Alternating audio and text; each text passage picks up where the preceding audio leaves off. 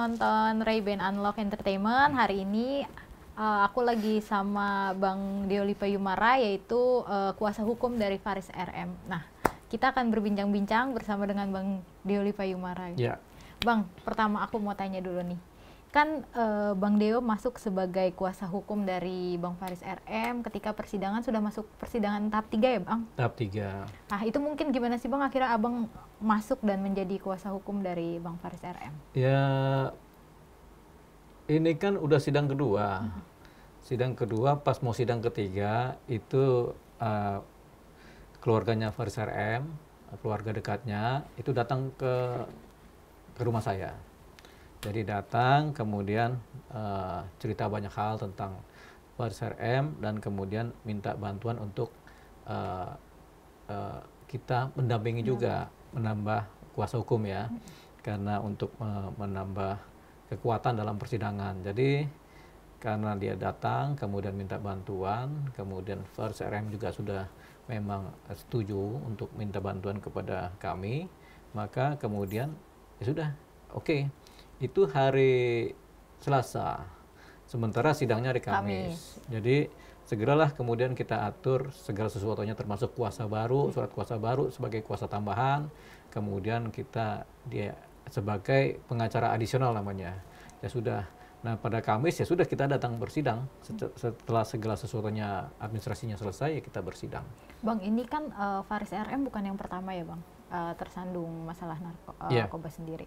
Mungkin apa sih Bang yang akhirnya Abang mau menjadi kuasa hukum dari Faris RM? Ya kalau dari kronologis dokumen yang saya terima mengenai berkas-berkasnya dia yang perkara terakhir, memang kita bisa lihat bahwasanya dia memang bukan pengedar kan, karena dia bukan pengedar dan dia adalah pengguna yang beberapa kali kena pidana juga, kemudian ada rehabilitasi juga. Jadi karena sudah berkali-kali, kita berkesimpulan bahwasanya memang dia pengguna yang belum sembuh secara total, baik dalam posisi dia sebagai terpidana maupun pada saat rehabilitasi dia belum sembuh. Karena belum sembuh ini sebenarnya harus ditolong, harus dibela. Berbeda halnya kalau ada perkara narkotika di mana pelakunya adalah pengedar. Nah ini yang kemudian kita agak sulit untuk menolong. Tapi karena dia adalah pengguna yang juga korban dari praktek-praktek ilegal narkotika, jadi dia harus ditolong, harus diselamatkan. Bukan kemudian dijerumuskan ke dalam penjara, jadi dia yang harus ditolong. Makanya karena pandangan seperti ini, akhirnya kita mau membela.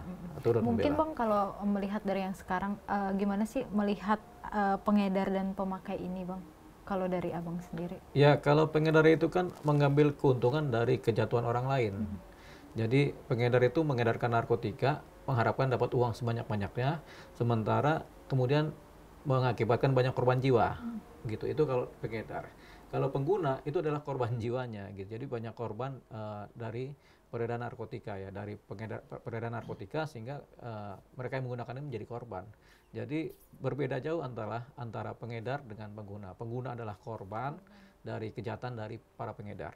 Begitu. Bang, ini kan juga kita lihat udah yang keempat kali. Lalu kemarin juga udah sempat direhab, cuman belum sembuh, akhirnya udah tersandung lagi nih. Kalau Abang melihatnya ini karena Faris RM ini masuk dalam lingkaran hitam karena lingkungannya itu atau gimana sih Bang? Sebenarnya bukan karena lingkungan juga. Beliau lebih banyak karena sudah lama menggunakan. Jadi racun narkotika, saat ada adiktif narkotika itu udah banyak masuk di kepala, di sel-sel otaknya, sehingga namanya keracunan lah ya. Jadi keracunan atau akhirnya menjadi kecanduan. Jadi karena hal demikian akhirnya dia susah keluar dari lingkaran keracunan tadi kan. Jadi udah direhab tapi masih ada racunnya. Jadi itu yang kemudian menjadi adiktif buat dia kan. Akhirnya dia kebawa lagi gitu. Jadi bukan karena faktor lingkungan. Lingkungan dia sih bersih ya. Kita udah cek kemarin tuh kita cek di teman-teman grup bandnya itu nggak ada yang pakai. Dari keluarganya juga nggak ada yang pakai. Nah, hanya dia sendiri begitu kan. Kemudian karena durasi dia memakainya sudah lama, sudah puluhan tahun dia pakai, makanya di sel-sel otaknya ini banyak nempel zat-zat narkotika yang masih mempengaruhi otaknya ya. Berarti bisa dibilang memang pecandu ya Bang? Kalau iya pecandu, makanya kalau untuk pecandu berat itu rehabilitasi mungkin 3-4 kali. 6 bulan udah mulai beres, tambah lagi 6 bulan lagi, dijeda lagi 3 bulan, tambah lagi begitu. Jadi itu yang harusnya diterapikan kepada seorang Faris RM. Mungkin kemarin rehabilitasinya berapa lama, Bang? Kemarin rehabilitasi 9 bulan. 9 bulan itu diasumsikan sudah bersih. Sudah bersih seorang Faris RM dari kecanduan, dari salah satu narkotika ya. Tapi kemudian ternyata belum. Makanya nanti dalam posisi persidangan berikutnya ini, dalam proses sidang ini kita akan ajukan rehab ulang. Kalau perlu 3 kali rehab lagi. Gitu sehingga dia benar bersih. Gitu, dan ini juga sudah diniatkan oleh Faris RM. Dia memang harus direhab sampai benar-benar bersih gitu. Bang, ini kalau untuk rehabnya sendiri kan agak sulit ya, Bang, Faris RM ini mengajukannya. Apa karena sudah 3 kali pernah tersandung narkoba atau gimana sih, Bang? Jadinya susah. Kalau rehab itu karena dia kan dikenakan pasal pengedar dalam persidangan, padahal dia bukan pengedar. Jadi dengan demikian dia adalah pengguna. Jadi dari bukti saksi menyatakan dia adalah pengguna. Jadi karena bukan pengedar, sebenarnya dia itu pada saat penyidikan ketika diketahui dia bukan pengedar, dia hanya pengguna, harusnya dia langsung diajukan untuk direhab gitu tanpa perlu persidangan.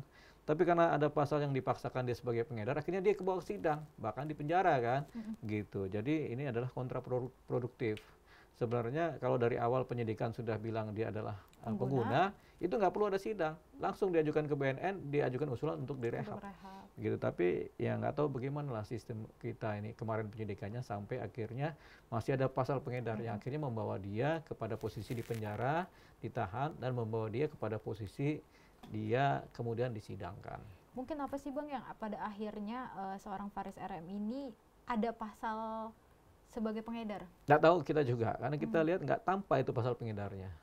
Gitu. Jadi apalagi barang bukti yang dia pegang tuh cuma 0,86 gram, 0,86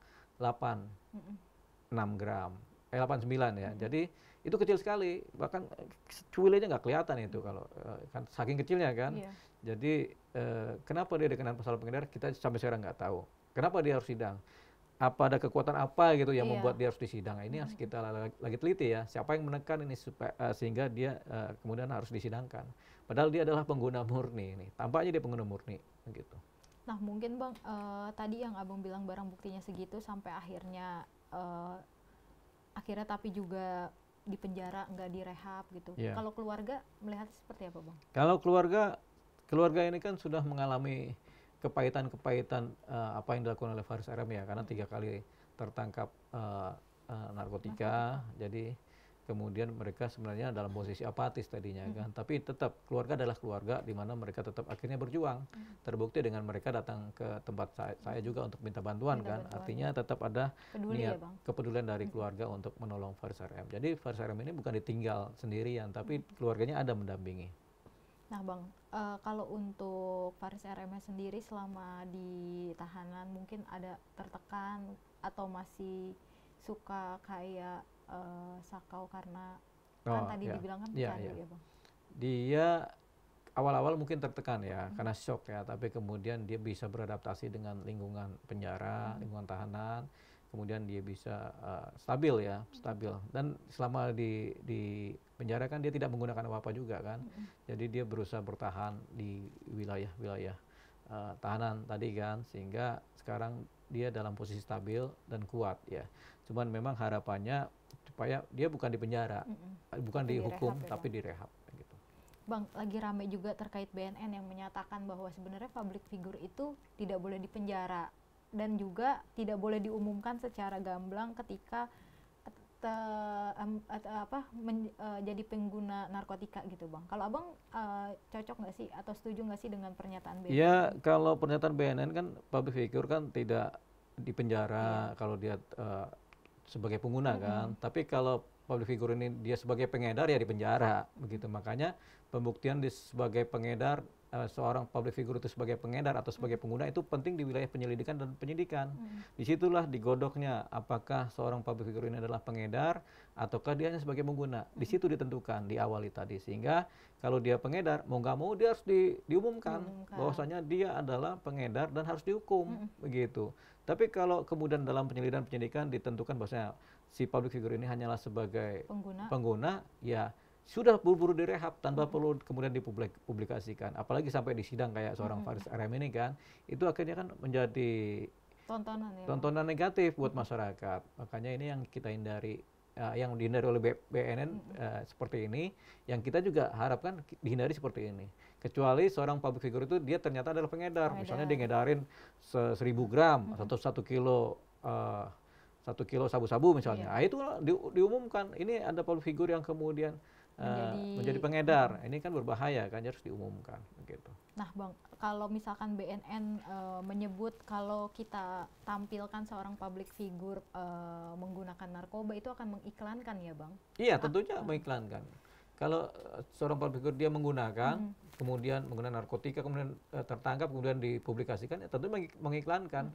Iklan gratis buat peredaran narkotika kan. Makanya itu harus ditutup sebenarnya. Udah benar BNN melakukan langkah-langkah tersebut. Kecuali si public figure itu bukan pengguna tapi dia adalah pengedar. Itu baru kemudian ini harus diproses. Dan ketika diproses tentunya ramai kan, orang tahu kan gitu. Nah, seorang Faris RM dia berada dalam wilayah pengguna, bukan pengedar. Harusnya nggak usah dipublikasikan juga, harusnya nggak usah disidang karena dia hanya menggunakan gitu. Dan ini juga kan berlarut-larut ya Bang? Bukan berlarut-larut, panjang kan, panjang ini kan akhirnya terpublikasi terus kan. Makanya kita harus sampaikan edukasi juga kepada masyarakat, kepada para pembaca berita ya, pendengar berita, bahwasanya ya ini adalah pengguna si Faris RM ini, supaya nanti ada keputusan yang bijak. Harapannya sih kalau kepada pengguna ini adalah sidang terakhir buat pengguna. Nah, jadi ya tidak ada lagi pengguna kemudian yang kemudian diproses sidang begitu kan, sehingga tentunya merugikan juga gitu. Karena pengguna ini tidak bisa sembuh kalau dia dihukum. Dia hanya bisa sembuh kalau dia kemudian direhabilitasi. Untuk Faris RM sendiri mengajukan rehabnya negara atau nanti?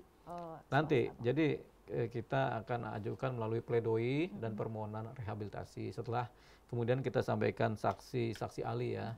Setelah itu kan ada pembelaan yang kita ajukan pledoi.